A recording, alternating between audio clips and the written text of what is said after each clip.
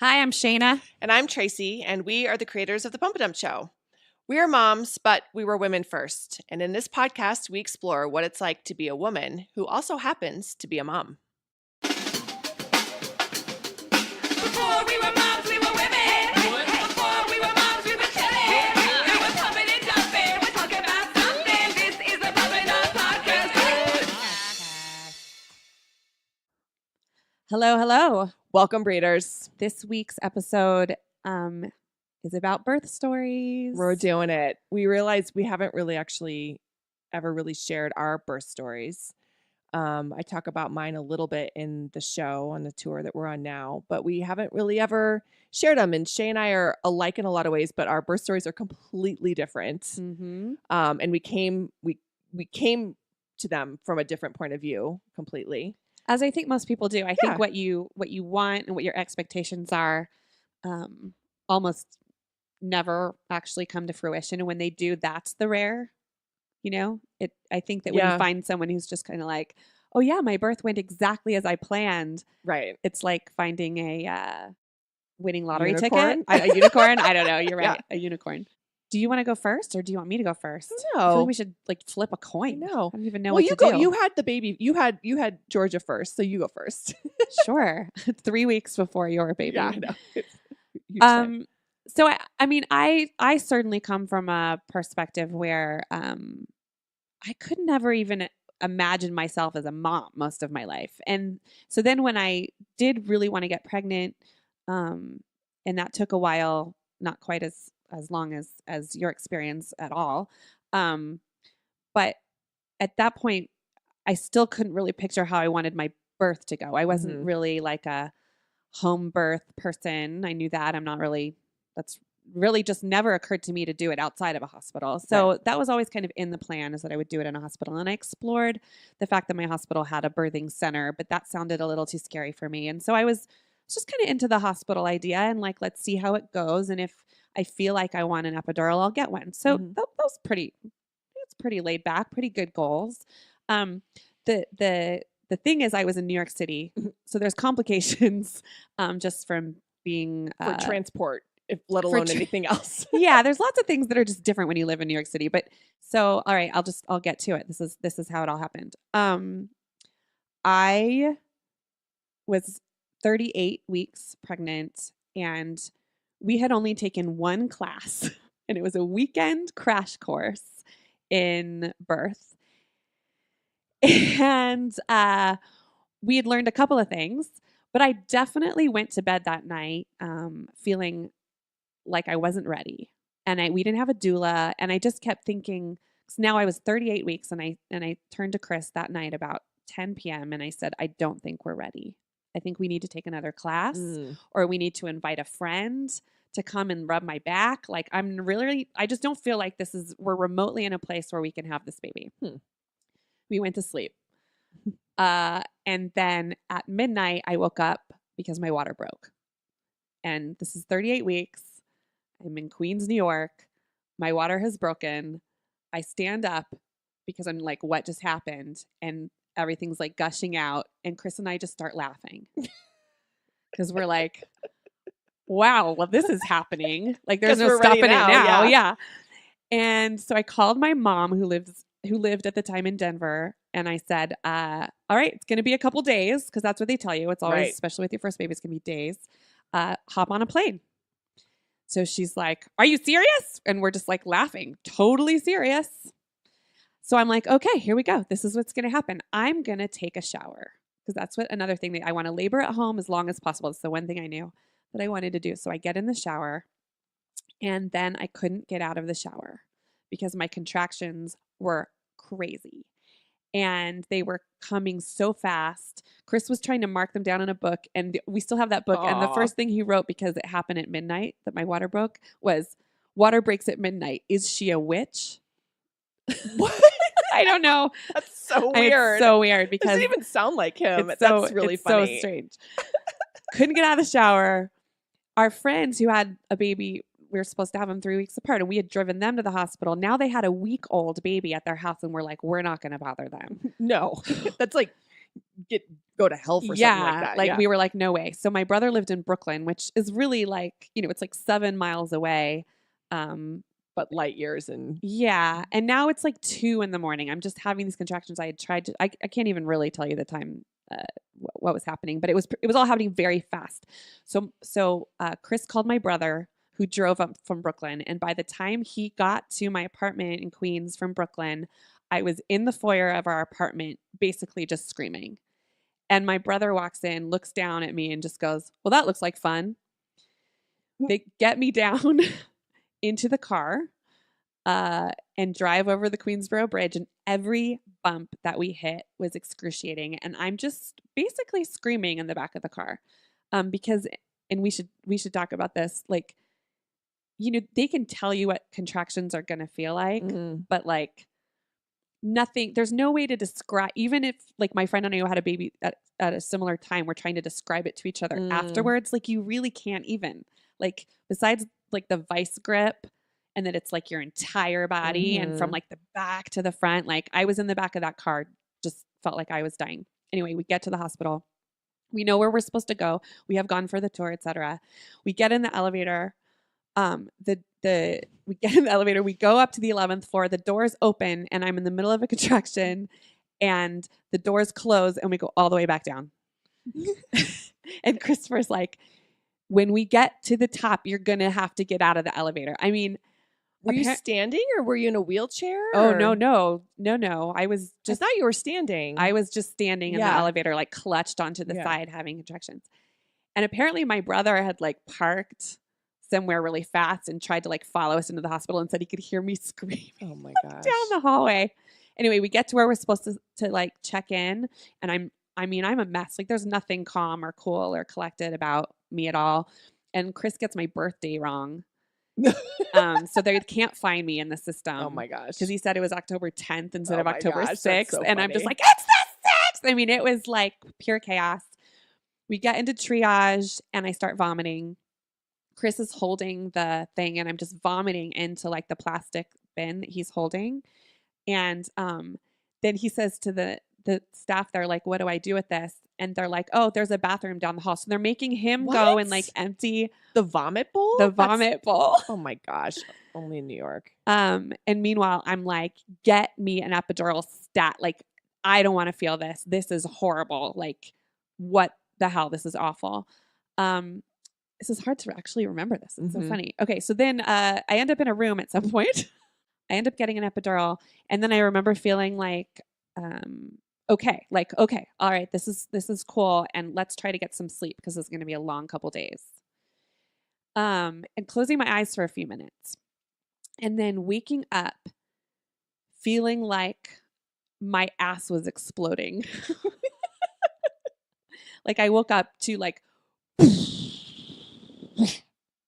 oh, okay. Okay. So like the contractions are happening but the epidural is like kind of working. And then very quickly from there, I keep saying like, can you get me somebody, Chris, please find a doctor or a nurse to come see me. Like this, I'm feeling everything. Like I'm feeling way too much right now. Like, oh God, the contractions are back. My butt's just exploding. And I'm like, what is happening? The nurse walks in and, it's my first baby. So nobody's paying any attention to me. And basically says, oh, baby's right here. Grab her leg. Let's go. Grab your leg or the baby's leg? Chris to grab my leg to hold it up because we're going to just start pushing a baby out right now as I'm starting to feel all the pain again. And I'm like, no. Like it was like a horror movie, like where I'm like screaming like, no. God, oh God, oh God. Like I can't do this. No way. This is not okay. I'm feeling everything. And so there's no, at some point, like there was a whole other place where like everyone had rushed in because like the baby's heart rate dropped and Chris was scared because they put oxygen on me. But it was nothing was, all of that's kind of a blur in the timeline. Mainly now they're telling me I have to push a baby out and I'm feeling everything. That's the main point. My doctor who I had seen over and over was not there. It was another doctor in the practice who comes in and I'm telling her, I can feel everything. My epidural's not working and I need help. And she just completely dismisses me. and is like, it's time to push. So now it's like only 8 a.m. This all started at midnight. Mhm. I don't know how that goes so fast when I try I to tell know, the it's story. It's kind fascinating. of I know. bizarre.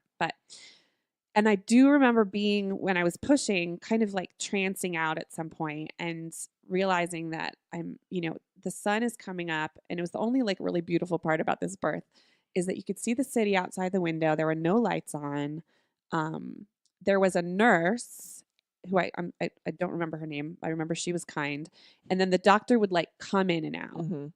and they were having me push. And the doctor wouldn't even stay like for the pushing. Like at one point she left and I said, "Where did she go to get a cup of coffee?" And I kid you not, She came she back walked in with a cup cup of coffee. Like it was so bizarre. And at one point there was someone giving birth in the room next to us who was screaming. Mm. And the doctor looked at me and said, "That's what natural childbirth sounds like." Ew. Because I bitchy. wasn't screaming between contractions and pushing, because nobody believed me that my epidural didn't work. So I pushed her out after an hour of pushing. So it's pretty easy. I mean, 9 hours No, of it's labor crazy, total. yeah. It was like For your super first, yeah. weird, and like I never would have guessed that in a million years. And when she came out, Chris started laughing, and I was like, "What are you laughing at? What are you laughing at?" And I think he just like had been this is what he says, that he'd been staring at the hole for so long and the head, right? And just thinking to himself, "There's no way that's coming out of there. We're gonna have to cut out the baby. Like this isn't gonna work." And so when it That's finally hilarious. did, and she came on, they come out so fast, right? Just like this head, and then just like Yeah. he just like burst into laughter. That's so funny. So that happened. And the other thing is they asked me if I wanted to reach down and feel the top of her head. I still remember this so vivid. It was so weird. And first of all, I was terrified. I didn't want to. And if you can imagine this, listeners, I'm on my back and my legs are up, and I reach my hand down past my stomach, past my vagina, all the way down to kind of like where my toes are to touch her head. She's like, "Honey." Yeah, she takes my hand and she simply like moves it behind my butt. And I was like, "Oh God." Like in my brain, I was so Sure. out of body that I thought she was Like and my three- vagina was like so three- far away. and like 3 feet long. Yeah, I just like reached down, like I was so scared. And I remember feeling the top of her head and just being like, "I don't want to do that. I don't want to do that." And they, anyway, she came out. I was grateful and very happy in that moment. Thank God that happened. And then I guess I could skip ahead. You had to take a cab home, didn't you? No, Oh, we I had thought you did. she had to go to NICU because she had like breathing issues, and that was terrifying and like really sad because we cried when they took her away, and nobody wanted her to we wanted to have her, but we couldn't. And then strangely, this nurse walks in the room and says, "Do you want to give your baby an IV or formula? She needs to eat." Oh. And Chris and I were like, That's the only options? yeah. So Chris and I are sitting there and we're totally freaked out, and we're like, I'd like to speak to a doctor, please.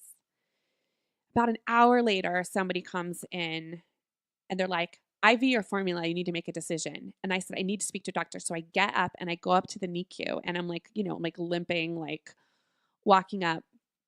And I see these group of doctors talking. And I said, "Excuse me, I'd like to feed my baby breast milk. I'd like to try to breastfeed."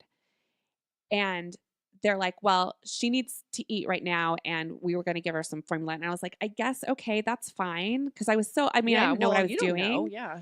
And this nurse overheard me, walked up to me, interrupted the conversation, and goes, "Excuse me, did you want to breastfeed your baby?" I said, "Yes." She goes, "Come with me.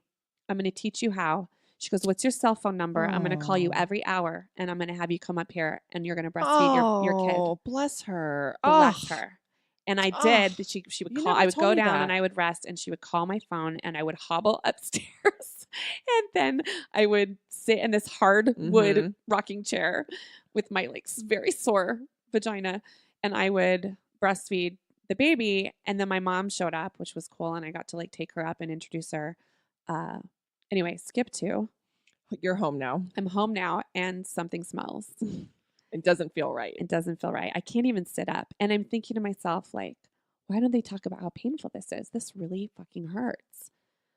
And like people are coming to visit, and now it's been 5 days. My mom's, staying at the house, and I'm just like, something's not right. No one talks about how much this just fucking hurts. So finally I'm going pee, and I reach down and I feel something, and it doesn't feel like me. Like it feels like something else down there. And I'm like freaking out. Oh my God. Because I hadn't felt down there before. Like who wants to feel, no, right? You don't want to go into the war zone. I can't even feel it. I'm like, it's Mhm. numb. It's like sticky. It's like something is crazy wrong. So I call my doctor, not the one who delivered, but this other doctor who I trusted. And she says, well, it's, the hospital, you'd have to go to the ER because we're closed, or you can take a picture and send it to me. So this is, I take a picture On your like digital camera. on my digital 'Cause camera. it's before iPhones. Yeah. This was 2010. Oh my gosh. And I see it. Oh my God. And I Shayna. start freaking out because I have no idea what it is. And I email it like shaking to my What do you mom's see? holding Just the like newborn. a mass out of your. Yeah. It was almost like grayish white, like this fuck. like kind of like texture. Hang in there, audience. So I email it to my doctor, and she calls me and she says, Shayna, I'm so sorry. I think it's gauze, and I'm going to need you to fish it out. I'll never forget those words. I can't even. So I'm crying, and my mom is on the other side of the door with the baby, and I have the door closed in the bathroom, and I pull out like a golf ball size piece of gauze, and the whole I'm about to the gag. whole apartment smelled. It was the worst. It was so gross. It was so horrible. I had to wrap it in like plastic and like put it in the trash can. They and like left gauze inside they left you gauze inside of after me. birth. No one ever checked me. And so like I guess the doctor opened at like 6 the next morning. So Chris and I got on a subway and went in to get And you checked. had a fever too, I thought. No, I Oh. didn't. Thank God. Because I could have gone. I mean, so many things could have gone wrong. I was okay. And I got checked out, and my doctor was there, and she just held my hand and apologized and was like, I'm so sorry that happened to you with this doctor who I'll just call her Dr. Ree, because that was actually her fucking name. Who left gauze inside who left her. gauze inside of me. And who was so mean to me. And yeah, so I didn't have an infection, thank God. But that was the experience. No one ever checked me. And apparently they're only supposed to put gauze inside you if you're hemorrhaging, like greatly. Yeah, I was going to say, like, why was there ever gauze involved? Yeah, I mean, the I don't baby came know. out, like. I wasn't hemorrhaging. Did you get stitches or anything? Yeah, I had You had a stitches. episiotomy? Uh-huh. No, yeah, I did. I mean, I think I just tore. I don't think I had an episiotomy. Oh, okay. But yeah, no, nobody knows. They're supposed to like mark the beds when there's gauze, or so that they like know, and nobody did. But who had the And gauze? I- Where did the the nurse? gauze come from? That's just not okay. Well, no, it was not okay. Oh my gosh. But the whole thing, it sounds so dramatic to say now, all these years later, and to think about it, but the whole thing I never felt so violated with my body. Like Yeah. I thank God I've never been like a survivor of sexual assault, but it felt like sexual assault. It felt like, What? Once you saw the gauze or the whole no, thing? take the gauze out of Okay. it. The actual birth experience where nobody believed how I felt, and nobody listened to the way my body was feeling or my fears. And I didn't have a doula, and I didn't have an advocate. It was just Chris and I. We didn't know what we were doing. Mm-mm. And they were so aggressive. Mm. And even when she went to go sew me up after I tore, she was holding that tool, like the big hook tool, to go and just like stick it in there to give me stitches. And it wasn't until that moment, I'll never forget her eyes, because she turned to me and just was like, pushing Getting her ready hand to- down to stick it right through my skin.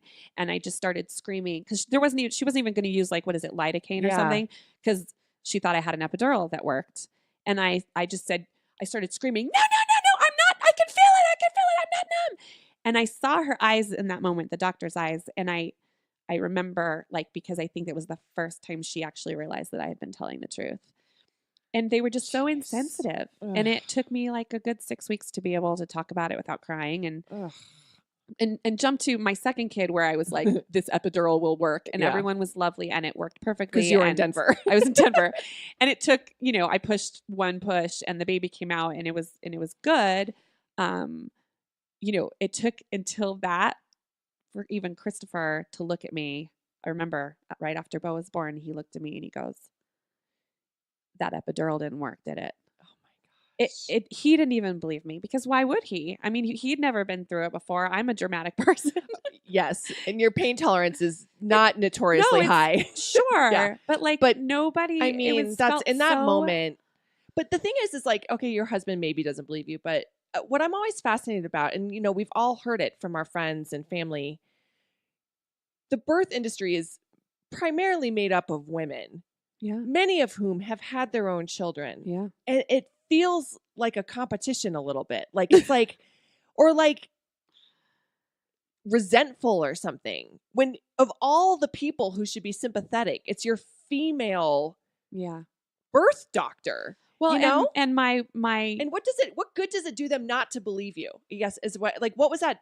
How is that helping the situation at all? I guess she must have Just just been so bitter. jaded. And a really good girlfriend of mine had actually had her baby delivered by that same Dr. Ree, and had described to her before, because we were in the same group. She had Mhm. been like, "Oh, well, if you get Dr. Reed, just know that it's super tough love." And I'm so grateful she did it because she had a natural childbirth. Mm, And she was just saying that Dr. Reed had been so amazing because she had really just tough loved her through the hardest thing of her entire life. right.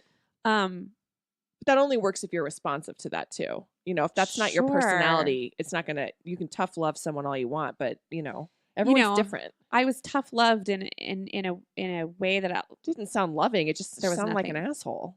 She was a bit of an asshole.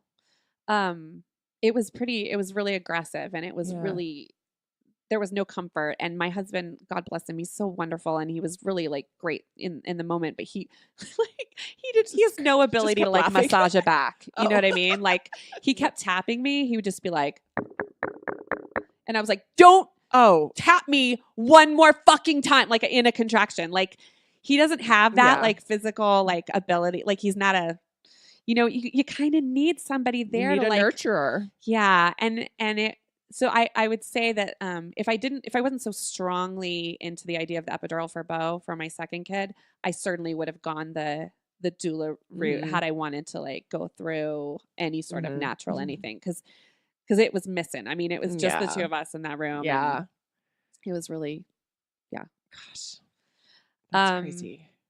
all right. Let's hear yours, which happened exactly like you wanted. Yes, exactly. So I had a horrible like pregnancy. I was sick for like throwing up for like 6 solid months, and then I just which was funny because at one point, looking back on it, it's funny to me because at one point my doctor was like, "You're losing weight," because I puked so much every day Mm. that I was losing weight. And then by the time I had my baby, I was so unbelievably giant that I'm not sure I've ever actually changed back. Come Uh, on. but what we did not know is, and I had been growing, like I had to get a new wedding ring. I had to take off my wedding ring. None of my shoes fit. I was massive. Everything was puffy. And unfortunately, uh, I had preeclampsia, but it went undiagnosed until the very end. So I was just more and more miserable. I couldn't sleep. Everything hurt. I was massive. I was puffy. I just felt like I had just like sucked on a salt lick for a year. And then my skin was just, you could feel it expanding. It was painful. And then one night I was so miserable. I couldn't sleep in my bed, and I had gone downstairs to our guest room. And I remember watching Netflix on our iPad, and I cried all night. I didn't sleep a wink. And I just laid in bed crying, and I couldn't even stop crying, and I wasn't even sad. It was like my body, like I was like out of my head. So my husband gets up the next morning. I'm upstairs now in the kitchen crying, and I have a doctor's appointment that day. So he's like, "Okay, well, tell me how it goes." He goes to work. I drive myself to the doctor's appointment, cried the whole way, cried in the waiting room, cried in the doctor's office while I was waiting for the doctor. And my husband shows up, and he was like, I kind of felt like I need to be at this appointment. So then I started crying. So our doctor comes in, and she takes one look at me weeping, and she's like, so here's the problem. And I guess they had suspected something was wrong, but nobody ever told me officially that I had preeclampsia. because I had been getting those like the blood work tests, and I had to drink all the stuff, and I had to do it fairly frequently because I was getting so huge. But no one ever said, hey, your body is actually now allergic to itself and you have a problem. Like, I just thought that I just had one of those horrible pregnancies. I was not glowing. It was horrible. So she walks in and she goes, so, I'm sorry to say this, but I misread your last test. Oh gosh. And the number, that was on the bottom was supposed to be on the top, and, I misread it, and you are almost in emergency mode and you have preeclampsia. And I had never even heard that word in my life. She goes, here's what's going to happen. You are going to go downstairs. You're going to walk across the street. You're going to check yourself into that hospital, and you're going to have the baby today. Do not go home. Do not get any clothes. Don't call anyone. You go straight to the hospital. And it was literally across the street from my doctor's office. You go straight to the hospital and you have that baby today. Unfortunately, I'm leaving today for a girls' trip in New Orleans, so I can't be there to deliver for you. And I was like, Have fun. I mean, yeah. So She's all, Bourbon Street is waiting for me. No, I get it. They have lives and they have schedules. lives. I know. But okay. So I walk across the street, I check in.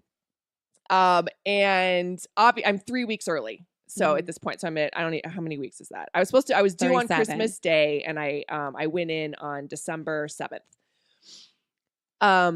And so go in no way am I remotely dilated or anything. But I'm early enough where they don't want to, they want to induce to see if it'll come out naturally, because something about the preeclampsia, it's just better if you give birth and like let your body deflate and get rid of everything. So check me in, hook me up. Meanwhile, excuse me, my heart rate is through the roof. Like my heart rate is like, the lines are at the very top. And my mom comes, my sister comes, and Johnny's there. And it's just a lot. And then it turns into a waiting game, waiting. And they won't let me eat anything because they think at some point I'm going to have birth, and they let me have no food, even though I'm 37 weeks pregnant and have a baby inside me that also needs to eat. They're like, you might poop on the table. And I just remember thinking, who cares? If y'all can't deal with me pooping on the table, why are you here? Like, I was like, that's the reason why I'm okay with it. Like, can I have a cracker? Nobody fed me. No contractions. We did Pitocin, nothing, not a stitch, not a budge. So now we're into the evening, and nothing's happening. And I'm so hungry. I'm like starving, and all I've had is water. So now we're in the middle of the night.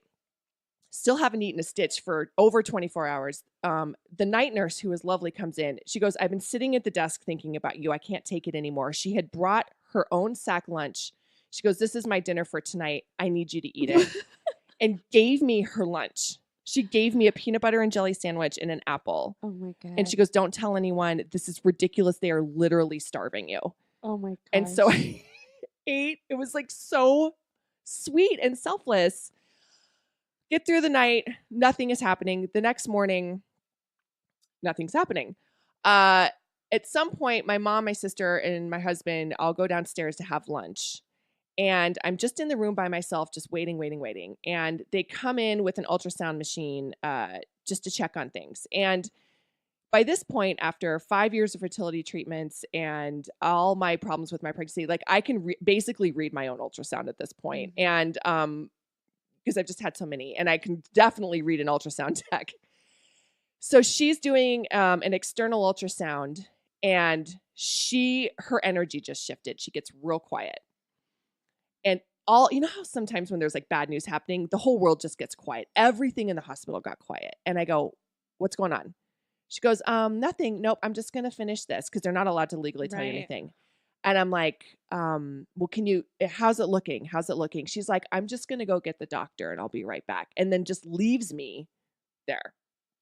The doctor comes in. They're like, well, now you're losing fluid. And your heart rate is to a place where we're concerned for your health. We think you need to have a C-section. And so I had a doula you guys, I mean, maybe if you've been listening to the podcast, you kind of get the idea. Like I had no intention of ever taking an Advil, let alone an epidural. I had a doula. We didn't take any birth classes. We hadn't even bought a stroller yet because it was 3 weeks out and I was working. I owned my own business. I was so busy. And I had this baby and we just didn't do we never did anything. I think we went to one class to find out if we could get a doula in the hospital. So I had a doula on call and I had told her that I had checked in. She had the flu. Oh God. So my doula, she's like, I have a 102-degree temperature. I cannot come and see you. Do you want me to find someone else? I'm like, well, that seems like a terrible idea. I've never met this person in my life, whoever you're going to call. So she's calling me, trying to like talk to me, but she's sick. And it was just so sad cake. So the doula went out the window. No one is around me. And they're like, we need to do a C-section right now. And of course, in hospitals, there's no cell phone reception. So I remember trying to text on my BlackBerry anyone of my family that was downstairs. And I'm like, hey guys, things aren't good up here. Could you come up? Something's happening.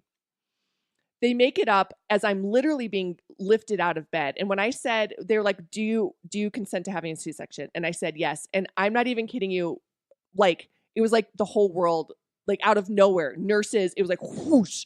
I was, unplugged, plugged in, gotten up, changed, yada, yada. And I was being walked into the operating room. And like my family was like barely there. And they're freaking out. They're like, what? It's happening right now. So I remember I was being walked into the OR and by this Brazilian nurse. And she goes, and I'm like, I never wanted a C-section, but you're so out of it. And I didn't even care because I thought my baby was dying and I thought I was dying. So I really wasn't that upset. I just knew in my mind that in my weird sort of naive mind, I thought C-sections were bad and doulas and natural birth was good. And I didn't really know anything else. And that's how I had thought about the whole thing. And I'm like, oh man, it just really isn't what I wanted to do. And this Brazilian nurse was like holding my arm and walking me. She goes, oh honey, don't worry about it. In Brazil, everybody gets C-sections, man. It keeps you tight. The men love it. She's like, she's like, your sex is going to be so good for the rest of your life. Don't even worry about it. And I was like, what? Oh, okay, thanks. Like it was the strangest thing I had ever heard. Wow. And she was like so happy I was getting it because my vag was never going to be touched. Wow. So we go in, Johnny's there. They put the sheet in front of you. Of course, silver skin. I had to have an epidural, obviously, because they were cutting me open. So half your body goes numb. And then the doctor from the practice came in. She's like, hey, never met her. Oh, gosh, I can't even remember her name. She left the practice. She was awesome. She's like, all right, I know you don't want a C-section. We're going to do this. It's going to be great. This is great for you. The baby's going to be fine. Everything's fine. Let's get this done. And she has like the best energy. And she was so fun. She cranked up the police. Oh, nice. It's do. God. Oh my God. I never knew that. Cranking the police. And we started the C-section and Evie did not want to come out. And I remember she was a small, slight, very thin woman. And I remember seeing her, it looked like she was pulling on like a tug of war, like a rope. Oh God. Like yanking. And I felt my body, I'll never forget it. It felt like they were trying to pull an elephant out inside of me. And you think of your baby, lower in your abdominal region, but it actually felt like somehow it was all connected to like my heart and my ribs. And your geez. But it didn't hurt because I couldn't feel anything, but it was like your insides were being pulled out. Mm-hmm. And so she's like pulling and she's like, she's not coming out. And like pulls her out, whatever. She finally comes out. She gives the baby to my husband because I'm incapacitated and we didn't want to find out what we were having. And we had a short list of names, but we hadn't decided. And he's holding her and I'm laying on my back. I am toxic. My heart rate is through the roof. I barely have any idea what's happening. And he holds the baby over my head and goes, it's a girl. I'm gonna start crying because I didn't even know if it was a girl. Yeah. And I go, oh my gosh. And he looks at me, he goes, Evelyn? And I go, Evelyn. And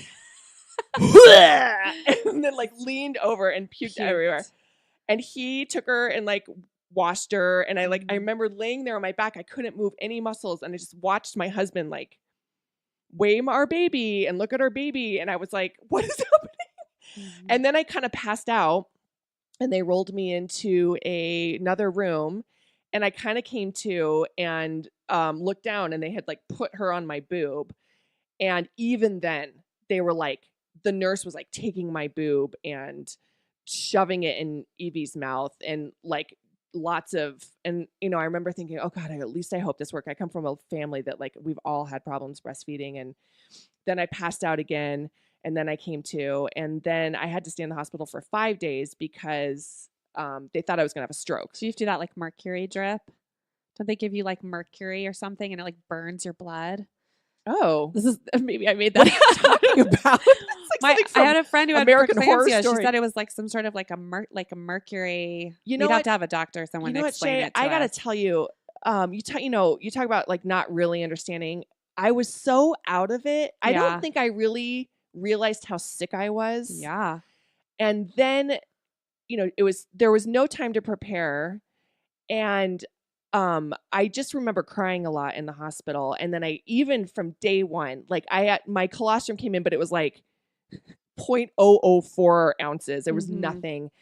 From day one, I had a problem breastfeeding, and Evie was totally fine. She was this beautiful, ironically, she was only 6 pounds. And if you had seen me, you would have thought I was having triplets. Oh, I've seen you. I I've seen know. pictures. So, I'll never forget my neighbor, my girlfriend, was pregnant at the same time as me, but we hadn't really seen each other in a while. And I was at Bed Bath & Beyond like probably 2 days before the crying in the Netflix episode. And we ran into each other at Bed Bath & Beyond.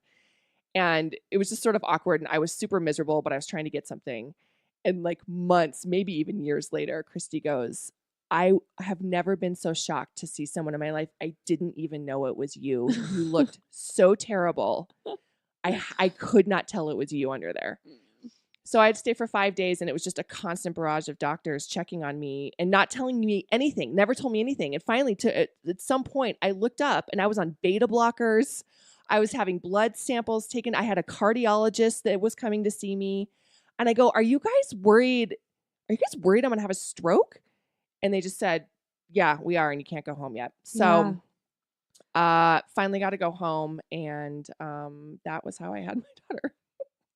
Well, it's interesting because you said in this interview or in this episode, hadn't, like you had a doula, but you kind of just didn't. It sounds to me like you weren't like as educated, as people who want like all natural everything births. Like you only took one class. Yeah, you're totally right. It was very strange. Unfortunately, again, I was running, my e-commerce business, and it was Christmas time, which is our busiest time of year. And I was working so much. I honestly didn't have a lot of time to think about my pregnancy. I was so nervous about, my staff and getting all the orders out that I didn't really think about it. And then I was like, oh, well, the doula will just do everything for me. Like, I really didn't. You're But right. you just thought you were just going to be able to handle just like a natural birth just by who you are. Yeah. Yeah. And I have no doubt that I could have. I mean, that is just who I am. Like I don't think it would have been a problem if I was able to give birth. I think I would have been fine. It's not having done like Bradley method, or like for me, one of the fears, obviously I was, prepared for an epidural, but I had wanted to do the contractions and have all that for as long as possible. Yeah. And I was scared that night that I went into labor because I hadn't done a Bradley class. I hadn't like you didn't think, you just were like, oh, pain won't bother me. I'll just give birth. Wow. Yeah. Yeah. I mean, that's probably one of my that's a very good example of like some of my major personality flaws. Because it feels to me like you would, and what I did discover in the middle of those really painful contractions was when I finally was able to trance out. Mm-hmm. It was like, God, had I had that tool 3 hours ago, but you know what I mean? I had to figure that out on my own. So I feel like, if you have the right tools, I feel like had I had the right tools, had I gone into the birth thinking, okay, I've done these classes. I know I know coping mechanisms. Here's different positions. Here's a tub. That's why people use the tub, because it relaxes your body. Having those tools, I certainly think I could have made it through it. But to go in and thinking you're just going to have a natural birth without tools is fascinating. No, to I me. did. You're right. And I read What to Expect, and I didn't even really read. I read a couple books. I read a couple funny books because I felt so bad.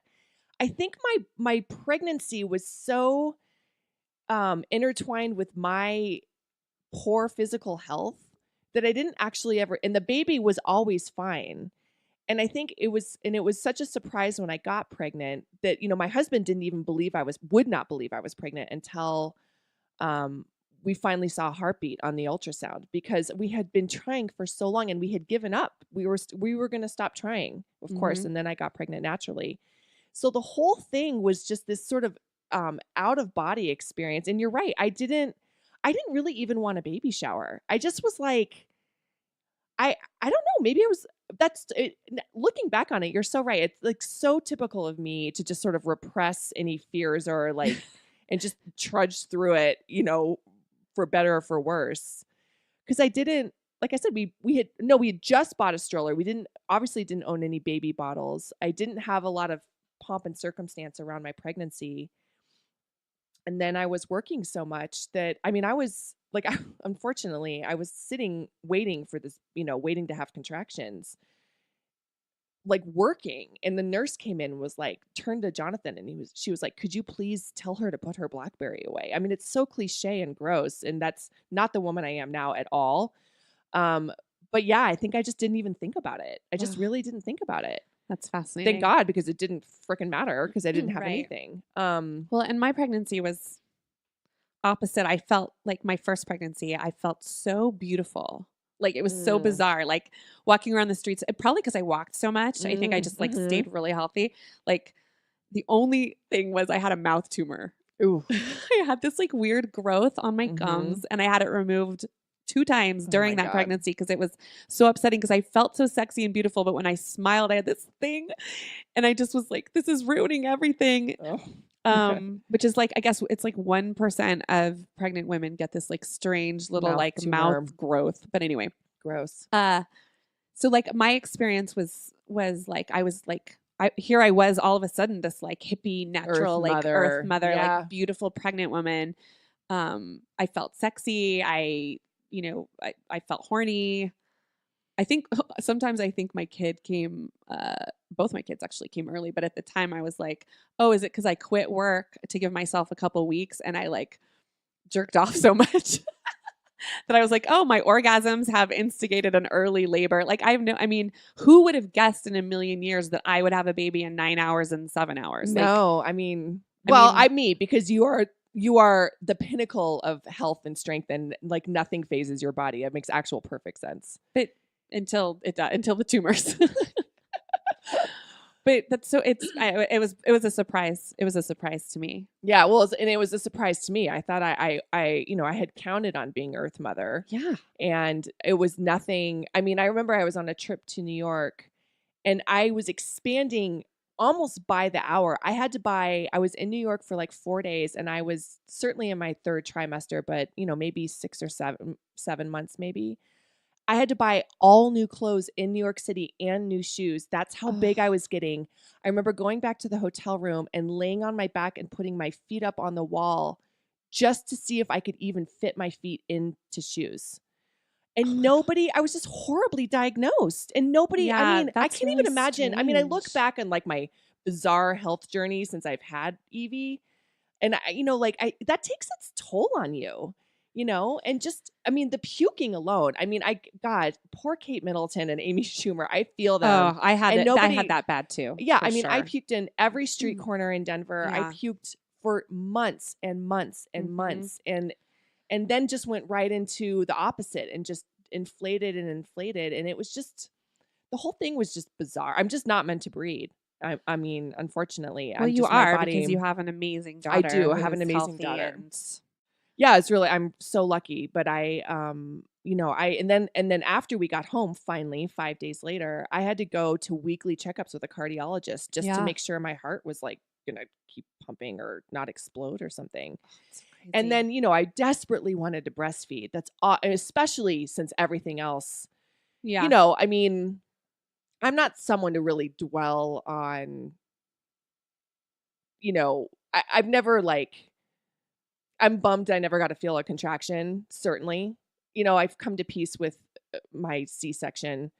Ironically, I've had so many abdominal surgeries over the years with all my crap. Like, they just opened up an existing scar. So I Don't didn't even have a new scar. But even that got infected, Shay. Like, I had to go back to the doctor because I had a massive reaction to the steri strips. And so I had this huge cut across my middle section that was like bubbling and red and disgusting. Like, everything went wrong except for the baby that came out. So it's hard to just be bitter about it because it's just so fascinating. But what was I going to say? I lost my train of thought. No, just that that everything had gone wrong.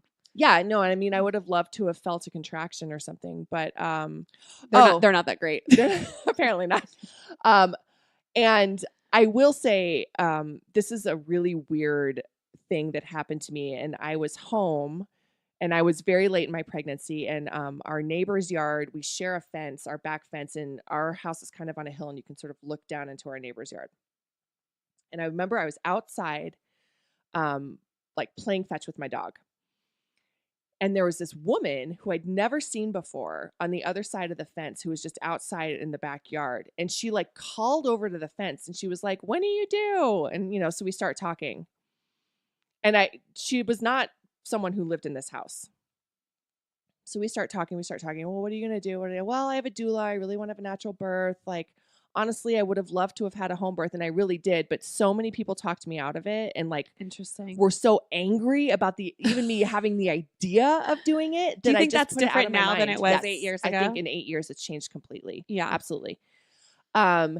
And I said, yeah, so, I guess we're just going to go to the hospital, and we chose the hospital that I was born in. So whatever. And I have a doula, and I was sort of blasé about the whole thing. And she launches into this story about how she was present for her daughter's home birth. And, things went terribly wrong, and the baby didn't make it. Oh God.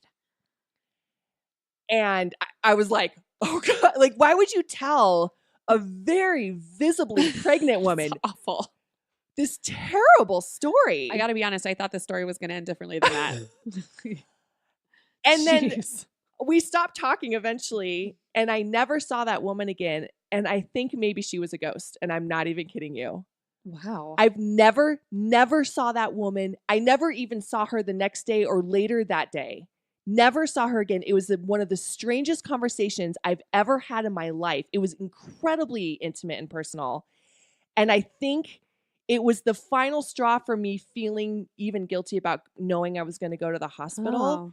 And I think, honestly, I felt like it was a flash forward to maybe this horrible birth that I was going to have. And maybe by the time I got to the hospital and all that stuff went down, I think I had just sort of resigned myself that it was never going to be how I wanted. Like, I remember when my doula was like, I have the flu. I was like, oh, yeah, that sounds about right. Yeah. Like, okay, that's a bummer. And I think she was a ghost. I really do. Wow. It made no sense that she was there. And to talk to a complete stranger like that over a fence, the whole thing was so bizarre. And I think it was like a sign for me just to like go with the flow and just let the doctors cut me open. Wow. Okay. Well, I'm kind of into that theory. Mm-hmm. I've thought about it a lot over the years. Yeah, sure. Because I never saw her again. Sure. Have you ever asked your neighbors about her? No, they're in the witness protection program, remember? Sorry, now you know. They were former. They have since moved, but no, I didn't. And I'm like, oh, well, who are you? She's like, oh, I'm just sort of visiting from. It was like really weird, and then she just started telling me her whole life story about how this baby. Gosh. But yeah, that was crazy. Wow. Yeah, and I think that ghost kind of tried to tell me that just go to the hospital. Just go to the hospital. Keep your vag intact. That's the moral today, you guys. Birth stories of Shayna and Tracey end with keep your vag intact. Mine, not so intact. Don't keep your vag intact and don't let gauze stay in there. Tracey may have a tighter vagina is what we're coming down to. I mean, obviously I do. Nobody's complaining in my house. It's fine. No one's complaining in mine either. So do you do you have any regrets then? Is there anything you would have changed? Yeah, I mean, I certainly wish that I would have known more about doula so when we started doing the Pump and Dump show, Bo had just been born, Mhm. and we met such an incredible community in the birth community here in Denver. I remember us being just like, how did we miss this? it really is amazing. I mean, our kids aren't that old. No. How much the birth industry has changed over the years. And I wish that I hadn't had like a judgment on doulas and that whole kind of world, because I do think I could have probably had a natural childbirth with the help of somebody. And it's fine. I mean, I there's really nothing to complain about besides the gauze. The gauze is well, and the way bummer. I was treated, I suppose, in New York. But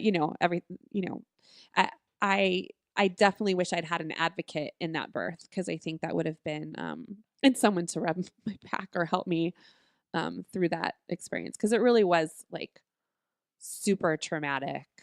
Well, to feel scared, I was so shocked and so, again, out of my mind. I didn't even have time. I remember checked myself into the hospital by myself because Johnny left. And I was just sort of in a daze, oh, I guess my doctor sent me over here and told me I have to have a baby. Where do I go? Where do I go? So weird. But to feel actual fear, like, oh my gosh, I'm not ready. Oh. And I think that's the one difference between you and me. You acknowledge those feelings, and I'm sure I probably had that, and I just like shoved it deep down inside myself, and then just like let it sit there for years.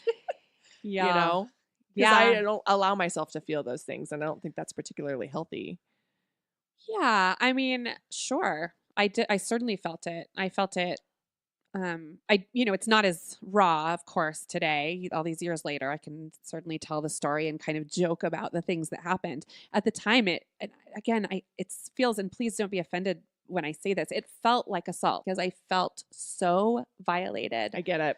And it's your physical being, and so out of your control, and your private parts, and it felt really unjust, and like, and I knew, and not that this was my husband's fault at all, but it's just like I never really felt like anyone believed me.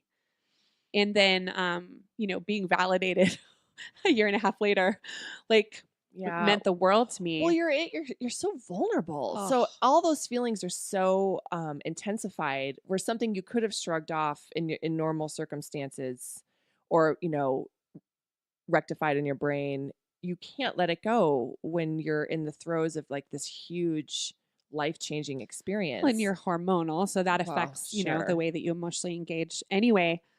And it certainly would be nice if your caregivers could help you through that process, right? Whether it's your doctor or the person who helps you learn how to breastfeed and doesn't just shame you. When Bo was born, they have the consultant come in, the lactation consultant. I have a story about that too, yeah. And so I had already breastfed successfully, not for a long period of time, but enough with Georgia that I knew what I was doing. And but they have her come in anyway, and she was kind of this like crazy lady, and she kind of like knocked her own glasses off her face kind of lady. Like she had this energy. Yeah. And she sat down, and I swear to God, Chris and I were both in the room, and she goes, "All right, scoot your twat right up here." Shut up. And she did not. She absolutely did. We both kind of like took a double take, and like I just kind of kept listening, and then Georgia latched on. I was like, "Yeah, we got it, thanks." And as soon as she left the room, I turned to Chris and I was like, "Did she say what I thought she?" He's like, "She said exactly." I don't think I've ever said that word conversationally and ever. Obviously, she did not mean. I don't know why on earth this woman just goes, "Just scoot your twat right back here." Shut up. It was one of the funniest moments. Anyway, she was lovely, but it was super awkward. And she had her own glasses off, which is also very awkward. I kind of love her for that. My lactation consultant was like the consummate, like older lady who's been like just seen like 10 trillion boobs in her life. And she was a tough love, which I appreciated because I was not having an easy time of it. We ended up having to get like in a professional hospital pump, even in the hospital. And that was a huge ordeal. And then I finally get home, and I definitely had some postpartum, and I didn't even know it, of course, because apparently we're realizing I don't acknowledge anything about myself. But in a moment of vulnerability, my husband had finally gone back to work, and I was having so much trouble trying to breastfeed. And I called Rose and asked for her. And I just needed some help. I just needed someone to help walk me through it. I couldn't remember everything. I'm reading these horrible books. It just made me feel terrible about myself. So I call, and she gets on the phone, and I say, I'm just, I can't even remember what my question was. And she's real quiet, and she goes, well, I'm sorry, I can't help you. You've checked out of the hospital. You're going to have to find somewhere else to get these answers. That's so awful. And I was like, but you can't, we're on the phone, right? You can't even. Oh my God. And then it was click. And then we start the Pump and Dump show, and we meet people like Amanda Ogden at the Mamahood that I would have given. I mean, would have been it's a whole crazy. different experience. So crazy. I mean, gosh, breastfeeding for me. And then, that was a whole, my boobs, they got infected, and then Evie had reflux. And then at one point my nipple split open. Oh, God. I'm sorry, this is so gross. I hope it's happened. I don't hope it's happened to somebody else, but if it's happened to you, I hope you feel better that it happened to me. Because I was in so much pain, and my nipple, it looked like someone took a knife and just slit it down the middle. Like it was filleted open. It's the grossest thing I ever heard. I'm sorry. And in my typical way, I still insisted on breastfeeding her through that pain because I was so determined to breastfeed this baby. And then one night I'm in there breastfeeding her, and she had reflexes. It was just constant, puke all over me all the time. And she puked, and it was bright red. Oh, because she had drank your blood. But I didn't know that. Oh, no. And so I'm freaking out. Oh, so it was to the children's hospital, hours of tests. She puked up blood. They're like, and I think looking back, they probably look at these newbie parents and this woman who's just out of her mind. And they came back and they were like, well, nothing is wrong with her. I think she swallowed some of your blood. Made my baby a vampire. And there you have it, you guys. These are our stories, and we know that you have stories of your own. Oh my gosh. And they're all different, and they're never what we expected. No, they we are really not. Appreciate you listening to are indulging us with our stories. Our own stories. Now you know a little bit more about Shayna and Tracey. We're on tour. We got a tour update. Tour update. Oh my gosh, I think maybe we've made it through the winter. Oh, sure. I just feel like maybe we won't have any more bomb cyclones or polar vortexes in our future. In our tour future. There's always a snow around Mother's Day, so don't forget. It's like a sleety rain snow. That's true. We just got back from delightful Boise. We did, and no flights were canceled, so we were very happy it arrived on time. We did not have to sit on a plane for an extended period. And B, yes, it was so delightful. I've been talking about it with Johnny for days. Yeah, it was like a mini Denver. Like old school Denver. Yeah, it was really cute. And everyone was super nice. And there's a ton of restaurants and bars and lovely places. We had a delightful lunch. Delightful lunch. We even popped into a couple stores, which we never get to do. And the Boise moms were awesome. And should we say what else we did since we had time? Oh, yeah. So we never get to do this, but if we can, we do. So we landed at 10 in the morning. So we kind of had the whole day, and the airport was so close. So we were in the hotel by 11. We had this lovely lunch. And then Shayna goes, wouldn't it just be amazing to go soak or steam somewhere and just get the airport and the airplane off of us? And I was like, yeah, totally. So we found this Aveda salon that had private hot tubs and in saunas rooms, private rooms. So we checked in as a couple. We went in there as the cutest lesbian couple on the planet. And got naked and obviously hot tubbed and saunaed for an hour for and $50. It was the best $50 we ever spent. It was so worth it. Makes all the difference. It was. Also, can we talk about a new phrase that Tracey coined on this trip, which is apparently I have this. It's called burger face. So we had a burger at lunch, and you had a burger. I had a burger at lunch, and we were talking about lunch afterwards. I said, "Oh, my burger was okay," and she goes, "I could tell. I know what you're like when you eat a good burger. You didn't have your burger face. You didn't have your burger face." And I think, you guys, I think it's similar to the face that I probably make when I see a slot machine. Yeah, it's like this sort of Zen-like nirvana. It's like it's like a Mona Lisa smile, but your eyes kind of glaze over and your mouth moves slower because you're savoring every moment of the and, meat. And when you have a burger that you really like your whole body is like into it and your face is very relaxed with your smile. And your eyes, it's your eyes. Your eyes go a little weird. A little glazed over. A little glazed. And it's the same when you see a slot machine, but you didn't have burger face. I didn't have burger face there, but I know what you're talking about. I know. That's love why a good it's burger. So funny. So feel free to use that. Burger face. Everyone, burger face.